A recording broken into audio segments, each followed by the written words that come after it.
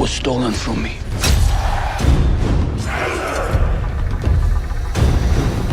My heart knows only revenge.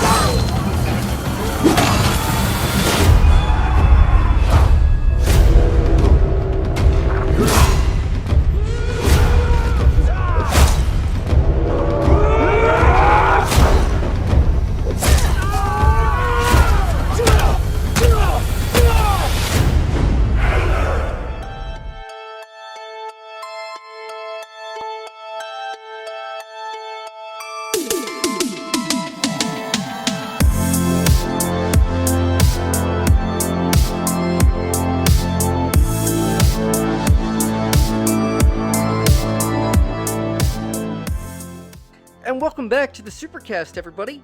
I'm your host, the man who put the super in SuperCaZt, the Super Foch. And as always, I am joined by my good buddy and co-host, Steve Z, the man who put the Z in SuperCaZt. And welcome back to another episode, guys. We are really excited to bring this one to you. If you don't know already and just clicked on this blindly, we are talking about the epic film, The Northman. I'm excited to talk about this film, man. Me too. I think this is going to be a great conversation. Definitely. This movie came out last year, and it's one of those that I didn't get to see it in the theaters, but I just knew deep down it was going to be a movie that was up my alley and was one that clicked for me, and I'm ready to talk about it. Yeah, this is a film that I was definitely interested in because I, like you, a lot of interest in history and legends and stuff like that, and there is a lot of lore in this film that maybe the average person might not know about, so we'll get into that here in a bit. But just getting into the film itself, it's such an experience. Like, I don't want to overhype it, but I don't want to underhype it either, because this film is definitely worthy of the word epic, I think, anyway. Totally agree, and I'm glad you said it's an experience and that epic. Those are the two words that kind of hit me the first time I watched it, because I've watched it 3 times now, and each time I get a deeper appreciation. It kind of changes for me. So the first time, yeah, that's all I could take from it was epic. I was blown away, and what an experience. I mean, just, and it kind of lulls you into it. It's like, as soon as it starts off, you're back in this different time, and you feel it. It's the thing. It's like a lot of movies try for the historic era, and this one, it succeeds very well. And that's one thing about Robert Eggers' films, is they are very much historical, but at the same time, they bring in some sort of other elements, some fantasy elements, some magical elements. And this one definitely has that. And it's, yeah, like you said, you don't have to be totally versed in Viking culture, but it kind of helps. Yeah, definitely, because there's a lot of terms, and there's a lot of things that will be familiar to the average person just because of, either comic book movies or whatever, like with Odin and stuff like that, because of the Thor films and all that. So there'll be things that you may have heard of in other stories or other media or whatever. And I really think that this film does a good job of, as you said, just luring you into this film from the get-go. I mean, from the start. It doesn't even, there's no preparation. I mean, it just kind of throws you in there, and I like that. I like that it just gets into the story, and that beginning, it's I was almost confused at the beginning, and we'll get into that in a minute. But right after that initial kind of shock, I guess, of what was going on, I was ready to go. I was just like, okay, I care about this character. He's obviously gone through something traumatic in his younger life, and he's gonna get revenge. Yeah, and I guess that's a good starting place. Is Robert Eggers is our director here, and every one of his films is very unique, very interesting. I haven't seen his first one, The Yep. Witch. I've only seen parts of it, but it definitely is a breath of fresh air to horror Mm-hmm. genre from what I've heard. But his second one, The Lighthouse, it's Right. it's like a movie that I've never seen anything like it, and that it's very unique. Mm. And this one is unique too. Yes, you've seen revenge stories so many times. You might even seen a Viking revenge story. Right. But this one is different because it straddles the line between like your Hollywood action film, your epic fantasy sort of thing, Right. but it also has art house feel to it at times. Because, like you said, it starts off on this opening shot of this volcano, and you're like, okay, what? And then it spoils the whole film for you right Right. there. It tells you everything that's going to happen. In fact, after this first 10 minutes, if you wanted to, you could just turn it off. It's like, okay, I know what's going to happen the rest of the film. But it tells it in such a unique way Right. that you're seeing those pieces, how they all fit together. Right. Because, yeah, it's based on legends, it's based on things that you've seen. In fact, the original story is Hamlet, the story that Hamlet's based on, which, I mean, we've all seen Lion Right. King, we've seen all these things that are based off of it. So, Yeah. this is the original, this is the OG. Right. And I just really like Robert Eggers, his touch, and how he was able to craft this world and make it feel real. Right, exactly. And what I liked about this intro is that it really made you care for the lead character. Like it makes you go, okay, I see why he's going on this journey. You know, he's. By the way, okay, before we say anything else, we might as well put a big spoiler warning because we are spoil this film. It is over a year old, as Steve said. So here's your one and only spoiler warning. If you've not seen The Northman and don't want to get spoiled, then click off, go watch the film, and come back because we'd love for you to stick around and tell us what you think in the comments and such. But anyhow, Yeah, and even if we do spoil, like I said, you kind of Yeah. know how it's going to end.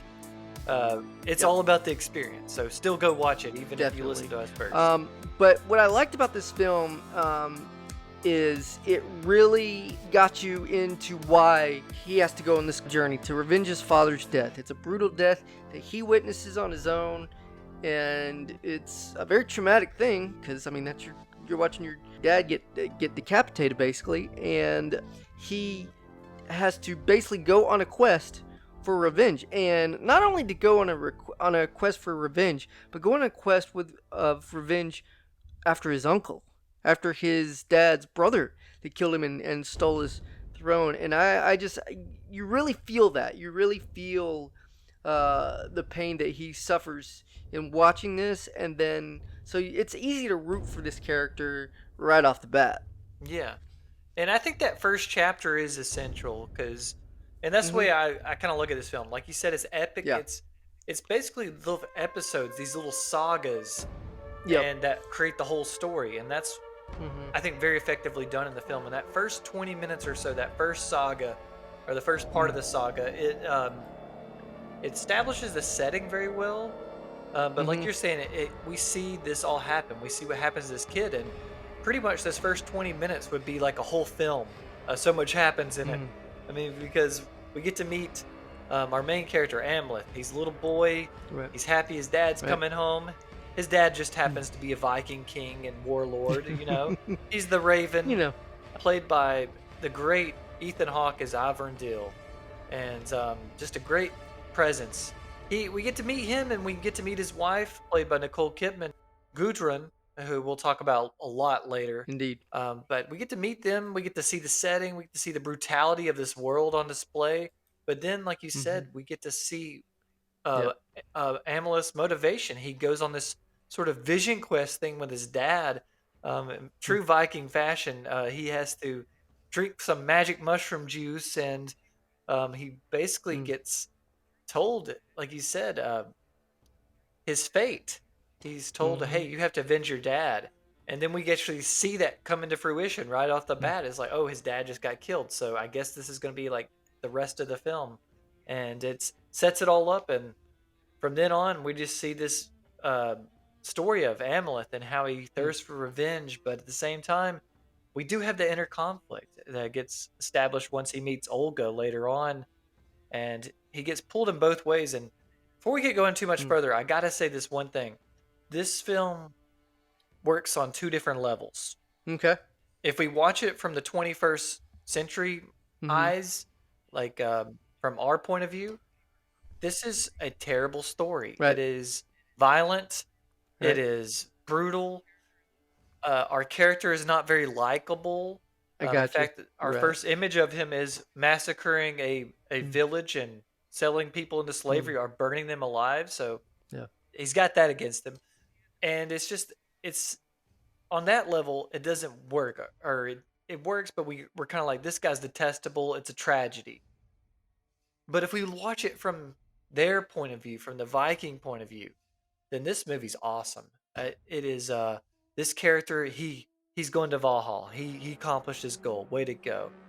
So that's just something you have to know going into it, because otherwise, that probably what turns a lot of people off is the characters are not likable. They're all pretty crappy. This is a very crappy world they live in, very brutal world.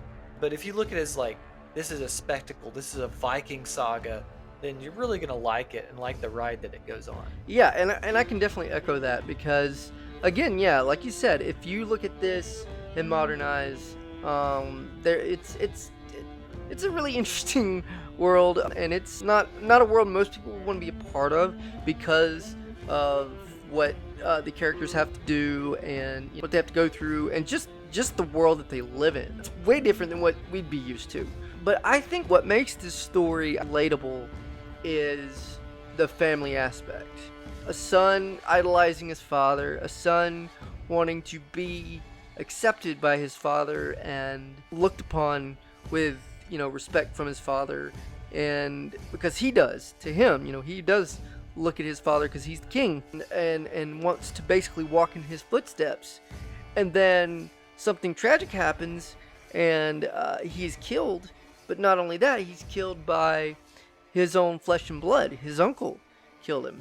And so he has not only to avenge his father's death, but also potentially kill a family member. So there's a lot of inner struggle in this character that I think was really fascinating from the get-go. Yeah, I totally agree with you, and I think a big thing that works with that is, we're talking about Hamlet, is we don't get him like any long soliloquies. It's not like Hamlet where we're gonna get to know Right. what's going on in his head. We just get to see it. Right. And I think at the beginning of the film, Mhm. he's definitely turned. I like how you mentioned we get to see his motivations as a kid, how he's trying to get this approval, Right. because that's all that matters to a Viking, is the approval of your kindred. I mean, there's nobody's gonna just follow a king because of their name. They're gonna follow the king because they're brave and they kill and all that. And he gets brought on this path as a kid whenever he does do this mushroom sort of ritual thing. Oh yeah. But then he runs away from that fate because Yeah. he has to. He feels like he's on the run. Right. And that's why whenever he kind of gets pulled out of that, whenever he does witness sort of this, I guess, I don't know. What do you think about that scene with the kids getting burned up in the barn? Do you think he feels bad, or that's just, he's like, this is my life. This is what it happens. It's a cruel world. You know what? I think he's probably torn a little bit on that, because I think there is a good person in Emlith throughout the film, but obviously when you go through something like he goes through, witnessing his father's death, I think it does turn him into somebody different. I think there's a different layer that's added to him because of what he goes through early on in his life. I mean, how could that not affect you in so many ways to have to deal with that? And he's obviously angry. He's obviously got this rage and this mindset that he gets simply because he watched his father die in such a cruel manner. Yeah, and I think that's part of the motivation, but I don't know, I guess he's desensitized to it a little bit at this point in the Right. story. Yeah. His whole life's been violence. I mean, Mm. because his pack of people he runs with, I'm gonna say pack because they call themselves like the wolves. He like wear Right. wolf hats, and that's kind of like his family, and they're just killers. So I guess there is no remorse there. I think what pulls him back is that vision he has with Bjork's character that Raven lady or whatever you want to call her. I think after she kind of guilt trips him in a way, it's like, oh, I guess I better go and try to face this down. Plus, I mean, it's just the fact that by fate he hears his uncle's name Fjolnir. He's like, okay, I guess I do need to go after him. But I don't know. It's definitely an interesting character, like you're saying. Early on in the film, before the father is killed, so he comes back from a battle, comes back from a war, and he's talking with his wife, who, as you mentioned, is played by Nicole Kidman, and he makes a statement that's interesting. But even for me, at least for me, her response was even more interesting. Is that the greatest thing he could ever do is die in battle? Like that's the greatest thing. And the wife doesn't go, "Oh, I don't want to lose you." It's not necessarily a romantic response, because she says, "Oh, I've seen a vision. You will die on the field of battle." So there's a little disconnect from, "Oh, honey, I don't want you," because as we said earlier, there's not a lot of romance in this world. There's not a lot of ooey gooey stuff, and the ultimate goal is to please the gods and be looked upon with high respect.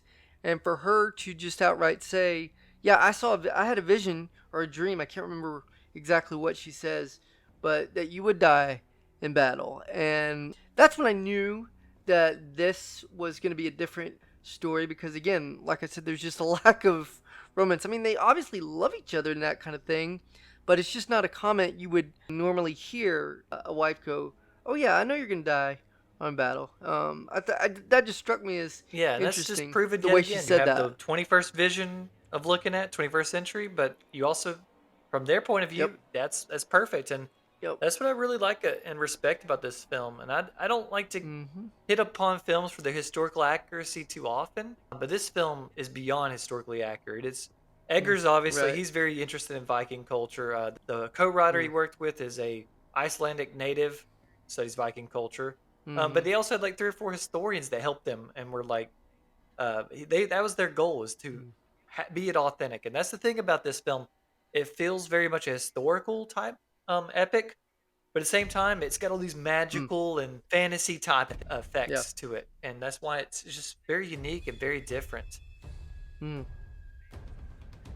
Yep. Yeah, definitely. So let's kind of get into it as far as some of the performances in Yeah. this, because there's definitely a lot of performances, and I'm sure we're gonna leave somebody out. Well, but let's start from the top and just go with Alexander Skarsgård as the adult Hamlet. What did you like about his performance, and maybe Okay, not so like? Just a glad little we bit were of getting both. into this earlier. I nearly just spilled the beans about what I like about his performance, but it's the conflict and just the subtleties. This man, he's not going to say it. He's going to do it with his face and with his Mm. actions. So when he kills Mm-hmm. somebody, which he does a lot in this film, he kills a lot of people. Mm. You could just do a swipe with a sword or anything like that. Yeah, he does. But for him, when he does it, we see the ferocity. Mm. Mm. We see the fact that this is something that he had to do, that Mm. he's sort of savage with it. But at the same time, it's like a learned sort of Right. action. It's something he can do on a just without even thinking. But at the same time, there's a little bitty part of them that you're like, I don't know. I don't know if he really wanted to do that. At least that's with a lot of the kills, in my opinion. And just the fact that you can get that across in your performance while still managing Mm. all the other things you Right. have to feel. Because this guy, he goes through a lot, and we're gonna get to that one Mm-hmm. scene toward the end where basically his whole world gets flipped upside down, and you have to see that happen to him. I think that's the best part of his performance, Mm. is seeing how he becomes this Right. beast, but at the same time he's being tugged in different directions at various times throughout the film. When you transition in the film from the kid to the adult Amleth, by the way, I thought the casting for the little kid was great, because he looked a lot like the older counterpart. So I thought that was really good. Kind of kept you in the movie, kind of kept you believe that, yeah, this is the same character. And what I liked about it is he's obviously been through this, and just the years on his face, when we transition from the kid to the adult, the years on his face makes him look way older just because of the tragedy and all the things that he has had to do to get to where he is and where we find him in his adult years. Obviously, he's out to hunt for his uncle. Obviously, he's out to get revenge and, bring honor back to his family. And, it's, you can understand that, and I think respect that in a lot of ways. And yet, the brutality, and we've talked about it before, the brutality is something that, if you don't understand this lore and you don't understand where this comes from, the brutality may just seem gratuitous, like Game of Thrones or something like that. But this is just how it was. I mean, they weren't shooting each other. There wasn't anything like that. So there was a lot of sword play and stuff like that. And this guy's been through a lot by the time we get to the adult version. And I think it was important to establish where he came from so that we can better respect where he is as far as when he's an adult. Obviously, he's got one thing in mind, and nothing's going to stop him from avenging his father because of the love and respect he had for his father and his family. Because again, his uncle has dishonored his family, so there's not much worse you can do to a family but to have family members kill each other, and especially somebody that's the king. So by all rights, was a pretty good king. Yeah. One last thing I want to say about just him as a performance, and you got into it a little bit. You were saying you see the wear on his face, the years, the pain, and that's, I think, his performance is very physical, and that's what I respected. As an actor, he obviously worked out and got into character. He put on this extra muscle, and I think this is something the director and the set pieces allowed him to happen. Is this dude, the makeup and the dirt that's just on his face, he's just a dirty man the whole film, and I think that adds to the whole thing. Is like, it's easy for him to get into character and easier to act gruff. And you were asking what would be a negative of this. He's kind of one note, but as part of the performance, it is one note on the surface, but you have to look underneath that and see how there are subtleties to his performance. I mean, you have to think about if you're not familiar with this material and you're just like, I don't understand this. Look at other forms of media where a child has to avenge family or somebody like that. I mean, like, the biggest one that comes to mind is obviously Batman. And, what happens to Bruce Wayne when he's a kid? He witnessed his parents get killed, and that obviously has an effect on him. So I think when you kind of compare that, it's easier to understand why he would want to go to the lengths that he does to get his revenge. Because again, this is his family. This is, his uncle's killed his father, and I totally respect that. I understand that, trying to preserve the honor of your family, and so that's his one goal. That's his one mission above anything else. And you can tell that right when we transition to the adult version, because again, he just looks old. He looks worn out. But he also looks determined, like he's still got things to do to avenge his father. Yeah. And fate throws him a few curveballs. It does. I guess the first one, let's start with I looked up his name, and it looks like his name's like Klaus Bang. Yeah. But I think it's supposed to be like Klaus Bang, or like you're supposed. I've heard it pronounced correctly, but I don't know how to say it. But it's Fjolnir. Yep. And Fjolnir is the man who killed Amaleth's father. He's the man that has to be taken out. And I think, to me, as an audience, we're supposed to kind of sympathize with Fjolnir, that he's possibly a changed man, because the first time we see him, he's building a church with his son, and he looks like he's actually being like a good father and everything. Right. And you think Amaleth is going to have some sort of conflict, because basically his prophecy was that he's going to choose between kin and enemy. Right. And we think it's going to be about Fjolnir, but he has no problem with Fjolnir. So what did you think about Fjolnir's as a character in the performance by Klaus? Yeah, I think you hit the nail on the head with that. I think at the beginning of the film, He's this young, brash guy, obviously thinking that he's better than his brother, that he is, worthy of the throne more than him. And so he offs him, and then we fast forward a little bit, and like you said, there's this older guy, and I was trying to figure that out. And that was something that kind of confused me a little bit, because it kind of made me think, is he really the bad guy, or is there somebody else? Was somebody else pulling the strings on this guy? So I thought that was an interesting thing to do, to talk about transitions. We just talked about the transition from young Amleth to adult Amleth.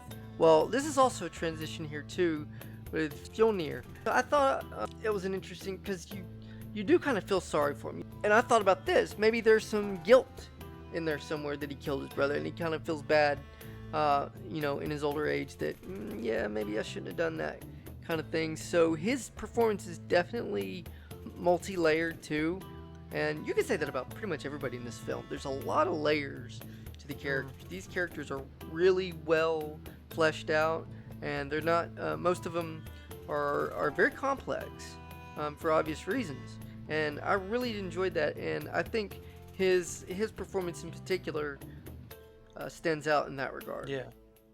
Yeah, I think he's great, especially that last scene that kind of strikes me is before the big showdown, is after basically Amleth killed everybody except for Fjolnir, and Fjolnir, his face of just how crushed he is, that his world is burning around him and that everything's gone, and he's just like, well, I guess I'm gonna go die now, maybe at the volcano, let's fight it out. I just love that shot and his reaction. There's two other curveballs, as I'm saying. There's like 3 strikes right at our buddy Hamlet. But the other one is Anna Taylor-Joy as Olga, and she's great in everything she's in, my opinion. I think this in particular, Olga is this like earth witch girl. She's obviously been through a lot, and I just think, I don't know, what are your thoughts about her performance? And I'll get my thoughts together while you talk about it. Yeah, no problem. Anna Taylor-Joy is, as you said, a really good actress. We talked about her on a previous episode, and obviously this is a much different character. But, I think it took me the second time through this film to really understand her character in this, because I wasn't really sure, and I'm still not really sure. You might have to, explain a couple things here, but I really was not sure where she stood as far as she a quote-unquote good guy, quote-unquote bad guy. Yes, I know you could probably ask that question for everybody in this film, where they stand, because they kind of blur the lines. Pretty much everybody does in this film. But I think with her, I think automatically you want to say, well, yeah, she's a good guy or a good girl, because you like the actress and everything. But I don't know, it was a really interesting role. I knew she was in the film and everything, but I just was not prepared for what she gave as a performance. I'm not saying it's a bad performance, it's a great, awesome performance, but I was just not ready for what she gave. But by the second viewing, because I've watched this movie a couple times, I was like, okay, I get it now. And I think that's brilliance on the part of her performance, but also the writing. Again, we go back to the writing, and how the character's written. So probably one of my favorite performances of this film, and I've listened to a couple other people talk about this movie, and I just don't think she gets the credit she deserves for this role. Yeah, I think we pretty much had the same takeaway. Yep. First time, I was like, I don't get her, because to me, she struck me as an opportunist. That Olga's just hanging around this guy, probably shacking up with him just because she wants to be free. That seems like sort of her character is just a survivalist. She's going to do whatever it takes to survive, but I was totally wrong. The second time, I realized, no, she's chosen this guy. He is her man.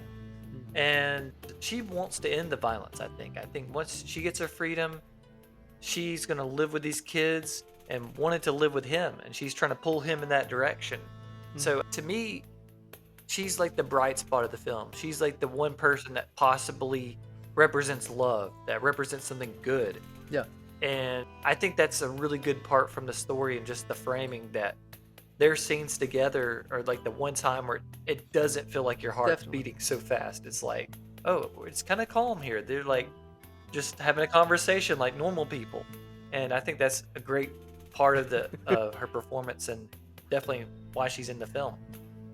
I'd say one thought I had the first time I viewed this film about this character is she connected to the uncle somehow? Does she have some sort of like is she a foot soldier for this guy? Is she a mistress? You know, what's her deal? Because again, you're trying to figure out these characters, and you know, I just had all these ideas, and again, it took me a couple times, and yet I still don't know that I understand the character completely, but I've still got the film, so I can go watch it again, and maybe there's something I missed. I do really feel like she was a bright spot in this film, because I just didn't expect her to steal the scenes that she's in.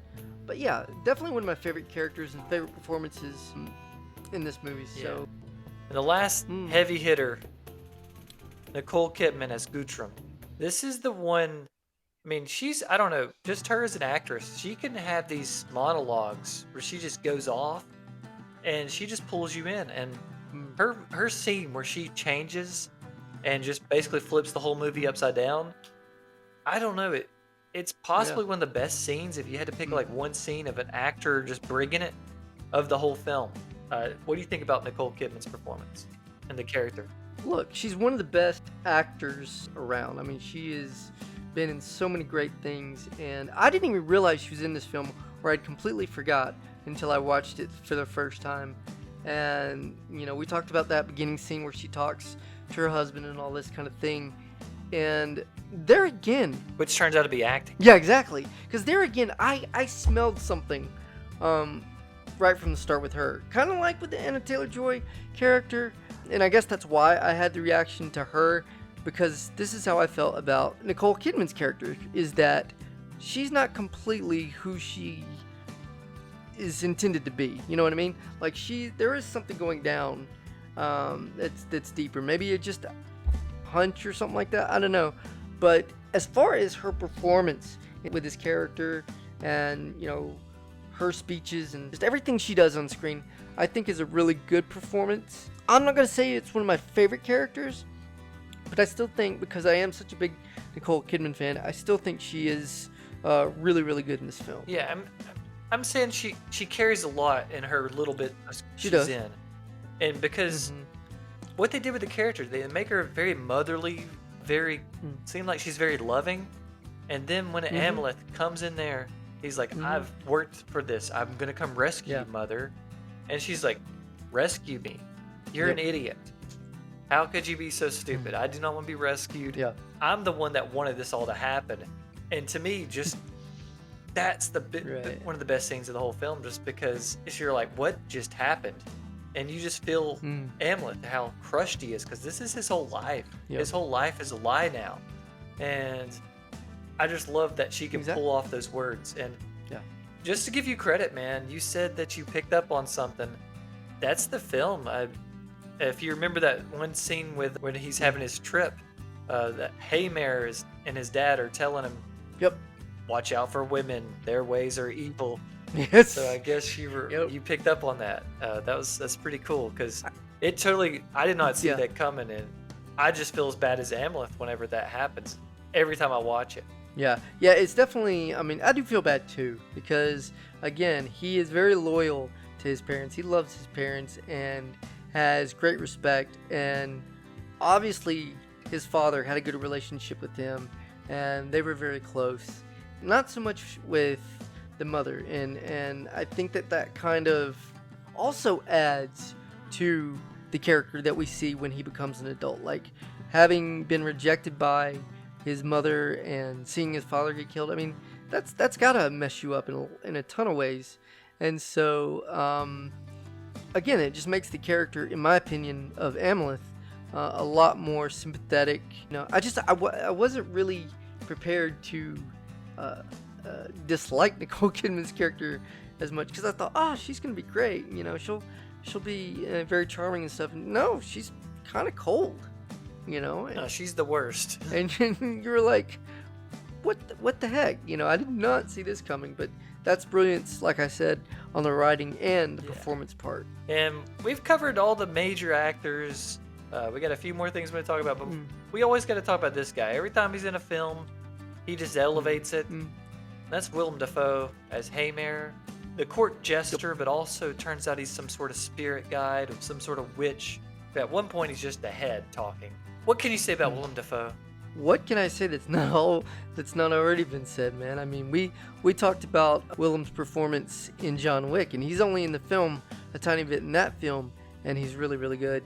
And kind of the same thing for this character. And again, he kind of just disappears in every role he plays. You know, you almost forget that that's Willem Dafoe. In fact, I think I showed my wife a picture of him or something, and I'm like, do you know who that is? And it took her a minute, and I was like, that's Willem Dafoe, and she was like, nuh-uh. So I think that's a credit to him, and you know, his performance, again, just one of my favorites in this film. He is definitely one of my favorites, and I just really loved his performance.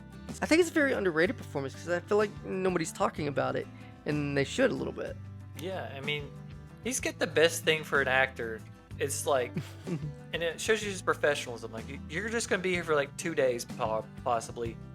But he brings it for those 2 days he's on set. He's going to be there. He's going to be like a memorable performance, elevate the material. Because, yeah, he could have just went in here and was like, yeah, I'm just collecting a paycheck. Yeah, I'm a legendary actor. But he never does that. He never sells it short. He just always brings it. No, yeah, he's really, really good in this film, and really fits within this world, because I don't know, he just seems like he comes from that time period. I mean, he just fit like a glove, in my opinion. Yeah, the action.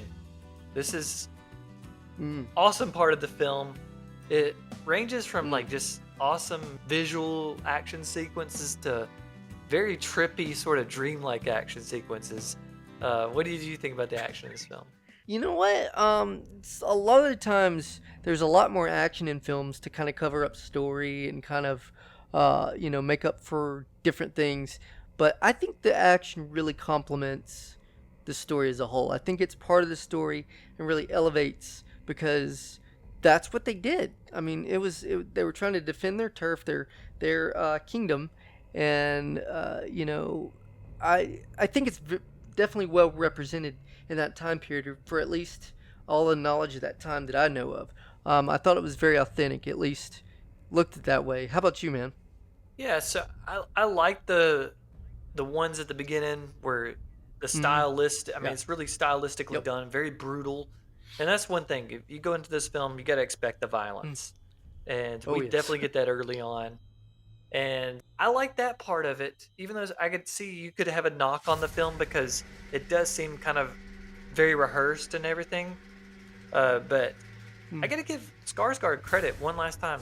The dude climbs a wall in one take. I'm like, come on, that's tough to do. The dude goes out there, climbs a wall with an axe. But back to the action. But I think the action that I like the best is the very stylized action. Like when he fights that zombie thing to get the sword. I just love that whole sequence. It's just one of my favorite parts of the whole film. But even at the end, when he does fight Fjolnir in the volcano, it looks like it's a dance. It looks like it's rehearsed. But that's really cool, I think. I think it's very epic in the way that they shot it and framed it. So to me, the director and the editing is just as cool as the action that's happening. I mean, yeah, they're definitely, especially with that sequence, it definitely does look a little bit choreographed or rehearsed. But that doesn't bother me. It doesn't really diminish what is on screen, because obviously they had to rehearse. Obviously they had to work it out so it'd look good on camera and, you know, just be an awesome part of the film. So for me, and this is again my opinion, I'm cool with it looking the way it did, because I think what they were going for, they nailed it. And like you said, very stylized, very almost trippy, almost fantastic, you know, whatever word you want to put in there. And I think it just really doesn't cover up anything. I really do believe that it is just another really awesome part of this film. And it's unique because it's that time period. So you're not going to see this type of fighting in, you know, a modern-based movie necessarily, except maybe a the Kung Fu movie or something like that. But even then, it's still really unique to that time period, and I loved it. That was the volcano thing is probably my favorite part of the film, to be honest with you, by the way. Yeah, it was awesome. Great Yep. lighting, great finale. I mean, Yep. who doesn't like a movie that ends in like a volcano? I mean, that's just Oh awesome. yeah. And I was not expecting that either. Yeah. Even though they kind of told you, it's like, yeah, here's where we're going. It just kind of still catches Yeah. you off guard. But the music, Mm. it's just epic. It's Mm. awesome. It brings the whole thing together.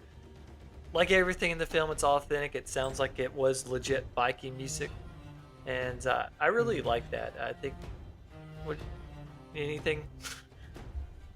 Dude, I love this music. I think it was a really solid arrangement, and I really think that it really adds, again, to the story as a whole and really puts you into that Viking mindset, into that, medieval, whatever kind of mindset. And, while it's not important and a deal breaker if the music's not as up to par with everything else, but I do think, at least for this film, it is. I really think it's a strong piece of music. I think it really does add to the lore, to the overall message and representation of what they were going for. Yeah, and I don't know. Just as we're finishing this up, I think this movie, it's just kind of what you want out of a movie. And for me, it's what I always want. It's very authentic, like we've been saying. They went the whole 9 yards with the costumes, with the sets, with the music. Everything's there.